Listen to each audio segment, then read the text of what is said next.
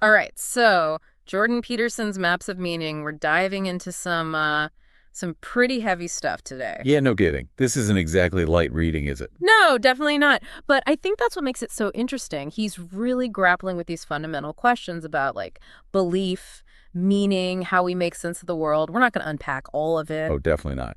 It's a dense book. Dense is an understatement, maybe.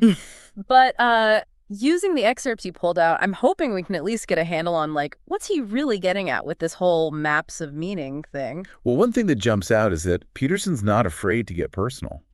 Like, he's not just some detached academic talking about these ideas in the abstract. He's really drawing on his own experiences, his own struggles with belief and doubt. Yeah. And that comes through right away with that whole like almost existential crisis he went through, right? It really struck me how his own journey into these ideas started with his own worldview kind of falling apart. Absolutely. I mean, the guy wanted to be a corporate lawyer at one point. Can you imagine? Really? Yeah. It just goes to show how much our beliefs, even the ones we don't always realize we have, can shape our whole outlook on life. It's like those beliefs become the map we're using to navigate the world. Yeah. And when that map stops making sense. Exactly. And that's where things get really interesting, because that's where Peterson's own journey really took off. Yeah. He had this moment where he realized, and I'm paraphrasing here, but basically he says he could no longer tell who was good and who was bad. Like, the categories he used to make sense of the world just dissolved. Whoa. That's a pretty heavy realization. Right. It's like the rug being pulled out from under you. Suddenly, everything you thought you knew is up for grabs. Okay, I'm starting to see why you picked Peterson for this deep dive. So, we crave order. Obviously, humans hate chaos. But you said earlier that our sense of order is built on shaky ground, quoting Peterson there. What do you mean? Well, think about it. A lot of the time, we're not even aware of the beliefs and assumptions that are shaping our view of the world. They're kind of running in the background, like software we don't even realize is operating. Okay, I get that. And Peterson argues that it's precisely those unconscious beliefs, those highest levels of order, as he calls them, that are the most vulnerable. Because we're not even aware of them. We're not really prepared to defend them when they're challenged. So it's like we don't even see the threat coming because it's coming for the very foundation of how we understand things. And that's the unsettling part. Exactly. It's like that story Peterson tells about his time working in a prison. You know the one I'm talking about. The one where he's like chatting with this inmate who seems totally normal. Yeah.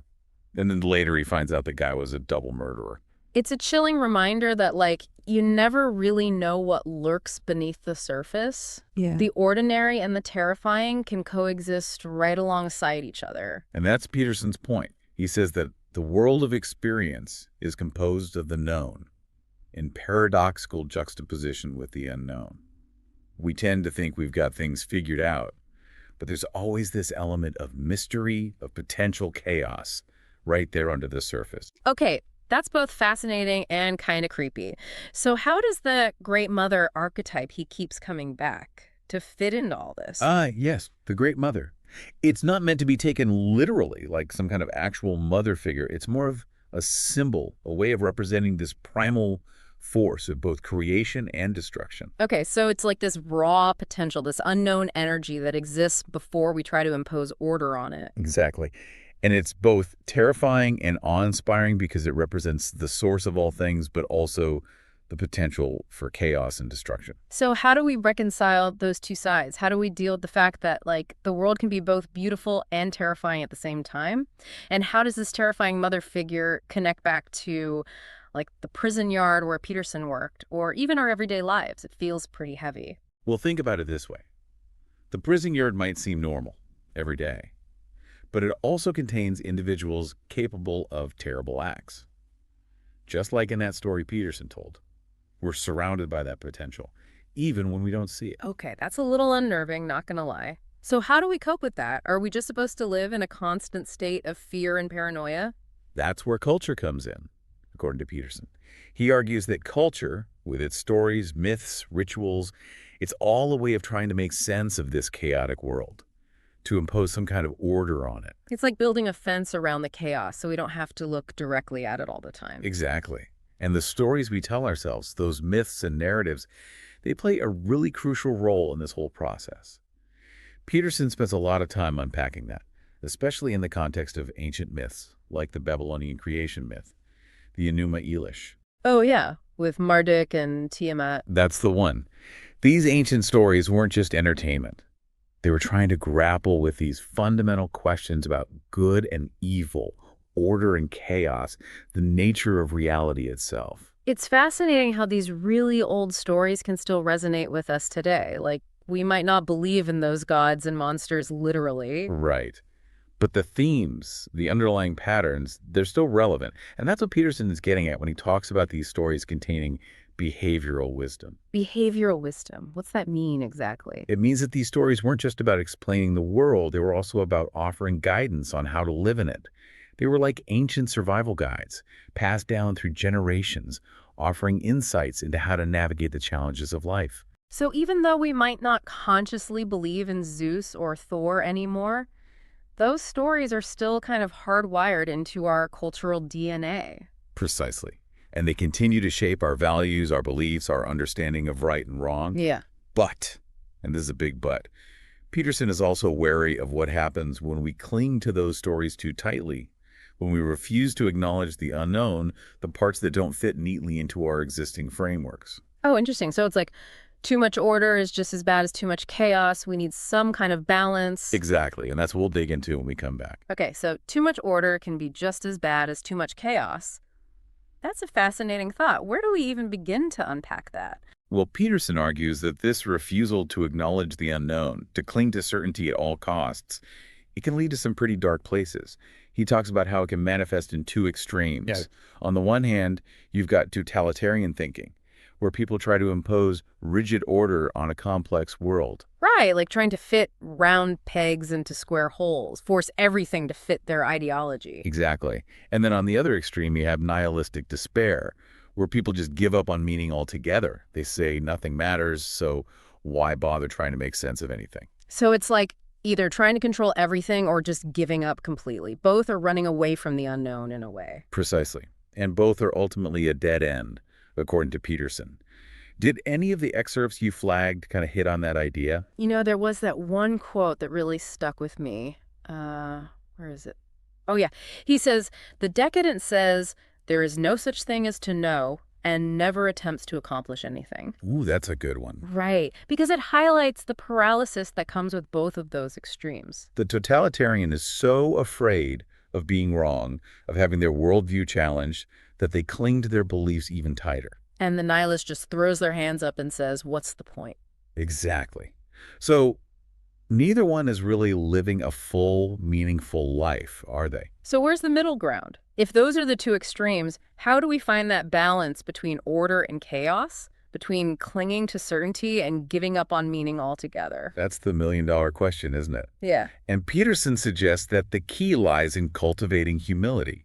Humility. Okay, I wouldn't have thought of that, but now that you mention it. It's about being willing to be wrong, to admit that we don't have all the answers. Which is really hard for a lot of us, I think. It is. But Peterson argues that it's only when we let go of that need to be right all the time that we can actually start to learn and grow. It reminds me of another quote you pulled out, something about, "It is only constant admission of error that allows for recognition of the unknown." Did I get that right? You got it exactly right. It's Well, like yeah. we need to be open to the possibility that our current understanding of the world might be incomplete. That there might be more to the story than we currently realize. Which is kind of exciting when you think about it that way. It is exciting. Okay. Also kind of scary, right? Because it means acknowledging that we don't have all the answers, that the unknown is always out there. But that's where things start to get really interesting, don't they? Because it's in that space of uncertainty, of confronting the unknown, that we often find the most meaning and purpose. And I think that's where this divine sun archetype comes into play, right? You got it. We're shifting gears a little bit here, aren't we?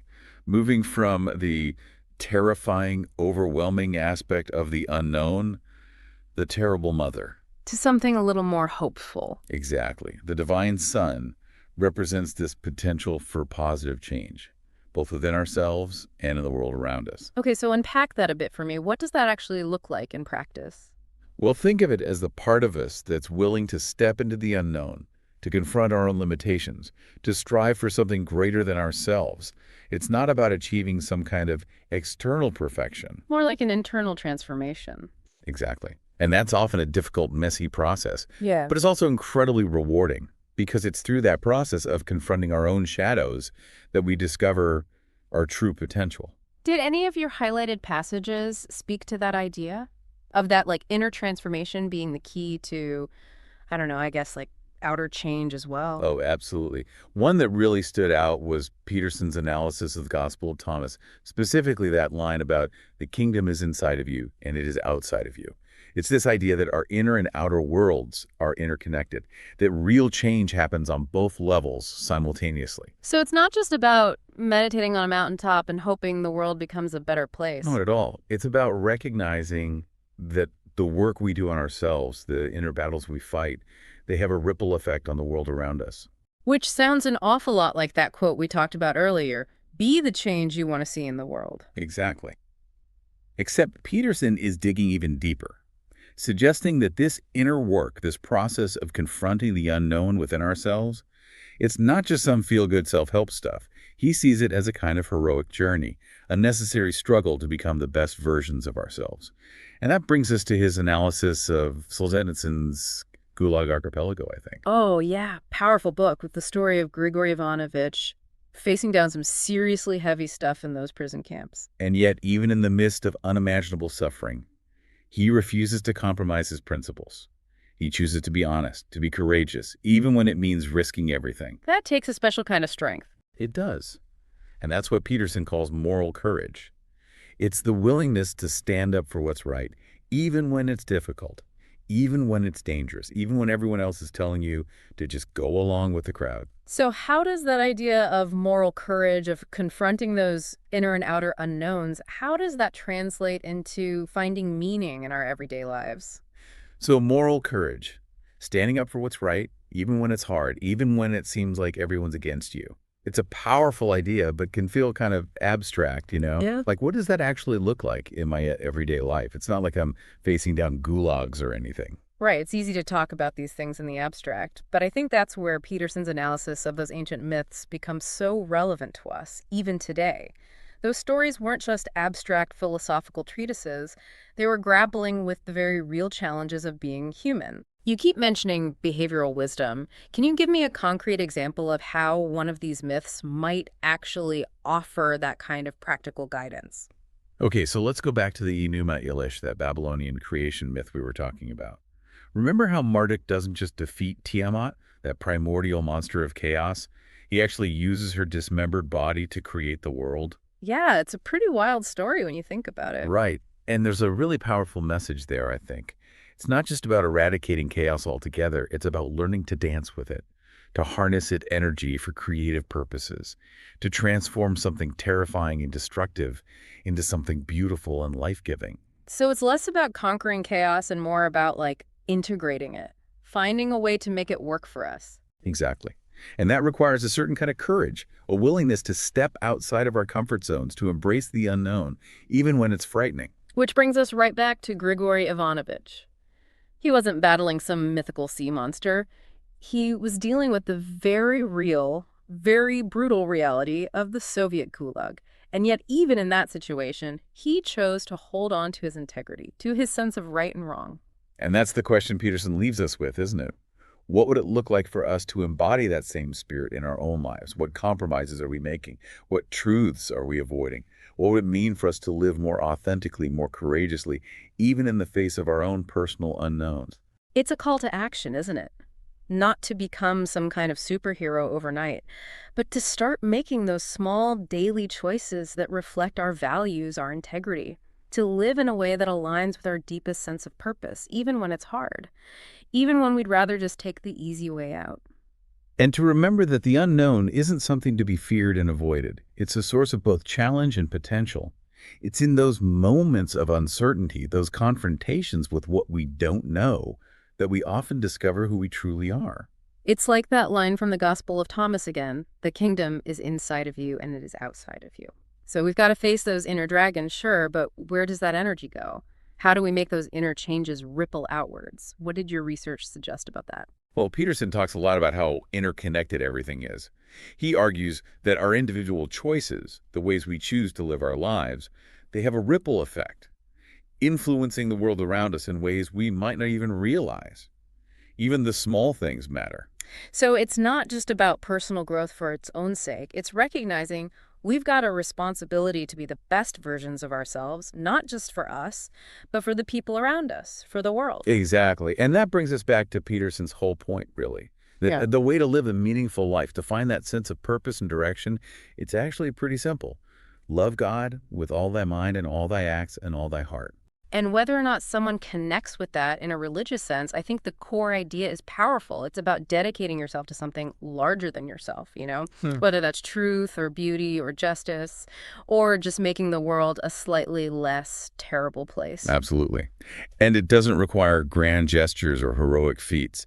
It's about showing up with integrity in the everyday moments, making choices that reflect our values, offering our unique gifts to the world however we can. This has been an amazing deep dive. Peterson's work is obviously important to you, and I can see why. As we wrap this up, what's one last thought you'd want to leave with our listener, something to chew on? I think it would be this. Don't be afraid to ask the big questions. Don't shy away from the unknown, whether it's inside yourself or out there in the world. Embrace that journey of exploration and discovery, because it's often in those moments of confronting what we don't know that we find our greatest strength and our deepest purpose. It's about choosing to become the heroes of our own stories, even if those stories are messy, complicated, and full of things we don't understand. So to our listeners out there, thank you for joining us on this deep dive. We'll leave you to ponder these ideas, to continue your own explorations, and until next time, keep on seeking.